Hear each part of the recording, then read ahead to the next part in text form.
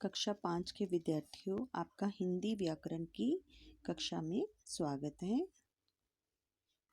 बच्चों, आज हम पाठ 6 वचन पढ़ेंगे।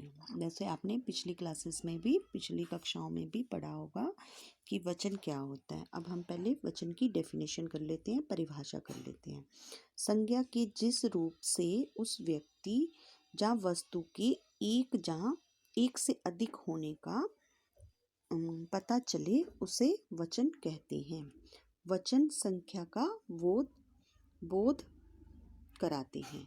मतलब संज्ञा के जिस रूप से ये पता चलता है कि वो जो व्यक्ति है या वस्तु है वो एक है या एक से ज़्यादा है, उसे हम वचन कहते हैं। ठीक है।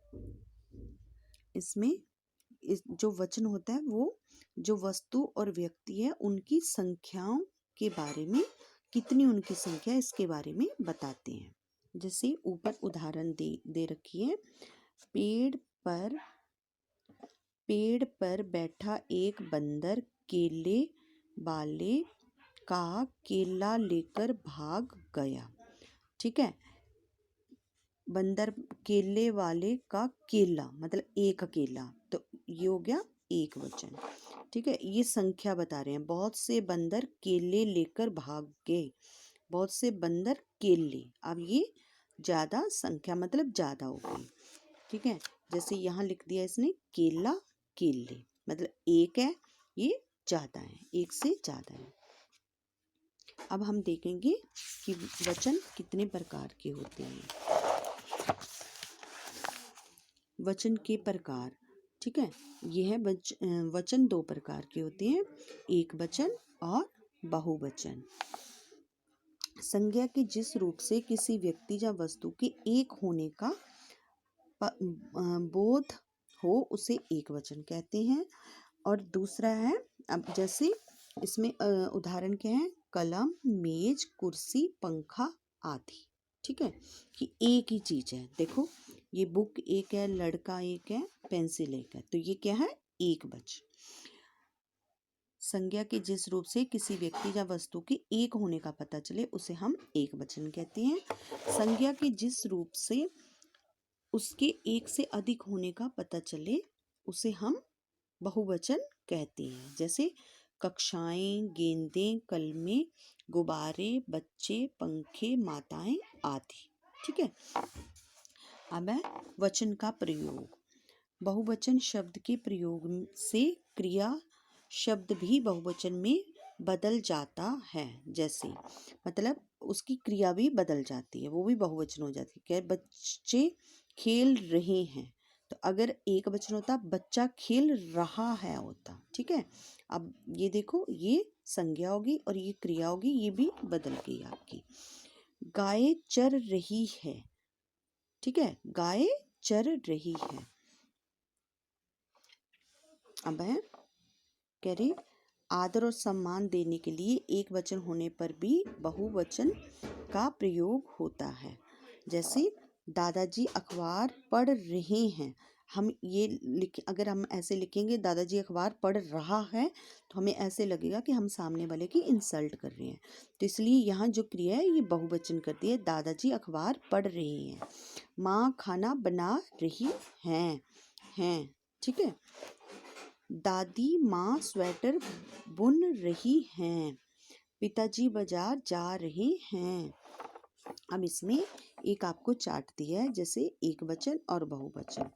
कन्या, कन्याएं, बेटी, बेटियां, बेटा, बेटे, चिट्ठी, चिट्ठियां, सब्जी, सब्जियां, बुढ़िया, बुढ़ियाएं, चूहा, चूहिया, चूहियाएं, भैंस, भैंसे, जूता, जूते, स्त्री, स्त्रियां, गाड़ी, गाड़ियां, रानी, रानियां, पत्रिका, पत्रिकाएं, साड़ी, साड़ियां, वधू, वधुएं, रुपया, रुपये, चूहा, चूहे, मशीन, मशीनें।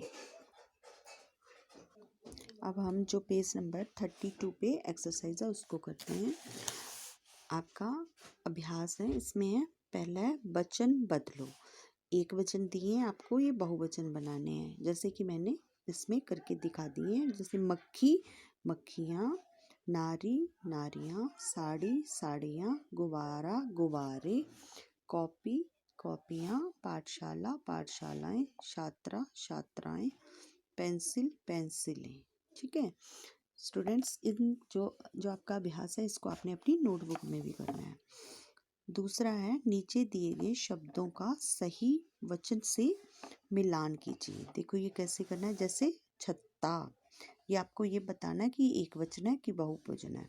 तो ये छत्ता क्या होगा, एक वचन। इसके साथ चाबियाँ, ये आपका बहुवचन हो गया। पौधे, ये भी आपका बहुवचन हो गया। ताला, ये आपका एक वचन है। ठीक है, गमले, ये आपका बहुवचन हो गया। ठीक है, अध्यापिका, अध्यापिका क्या है, अध्यापिकाएं होता तो बहुवचन, अध्यापिका ये आपका एक वचन हो गया। इसको आपने ऐसे करना है। अब है आपकी तीसरी एक्सरसाइज है, अभ्यास तीसरा है, वचन संबंधी त्रुटियों को दूर करके वाक्य पुनः लिखिए। जैसे आपका पहला है, बच्चों पुस्तक पढ़ रहे हैं, तो आप क्या लिखोगे, बच्चे पुस्तक पढ़ रहे हैं। फिर चाबी कहाँ पड़ी है, पड़ी हैं, चाबी कहाँ पड़ी हैं, तो आप क्या लिखोगे, चाबी कहाँ पड़ी है। पेंसिलों कहाँ हैं, तो आप क्या लिखोगे, पेंसिल कहाँ है, पेंसिल कहाँ है। आगे है, सड़क बन रही है, ये भी है, तो आप लिखोगे सड़क बन रही है। पौधे बड़ा हो गया है, आप लिखोगे पौधा, पौधा बड़ा हो गया है। आगे है, तालों की चाबी कहाँ है, तो आप क्या लिखोगे इसमें, ताले की चाबी कहाँ है। आपने ये भी अपना नोटबुक में करना है। अब मैं आपको बता देती हूँ कि कॉपी में आपने कौन कौन सा काम करना है।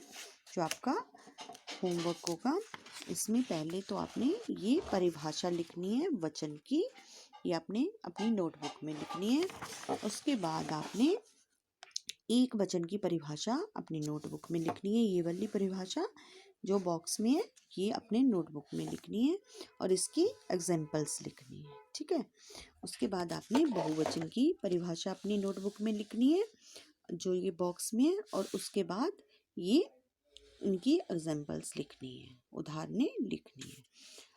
उसके बाद ये आपने सम्मान देने वाले के लिए एक वचन होने पर भी बहुवचन का प्रयोग होता है, ये लिखना है, और इसकी थोड़ी सी जो है 3-4 उदाहरण जो है ये देनी है। उसके बाद ये आपने कुछ जो है बॉक्स में एक वचन बहुवचन दिए गए हैं, इनको अपनी नोटबुक में लिखना है। उसके बाद आपने ये अभ्यास के पहला मतलब प्रश्न, दूसरा और तीसरा तीनों ये अपनी नोटबुक में लिखने हैं। स्टूडेंट, ये आपका गृह कार्य है। धन्यवाद।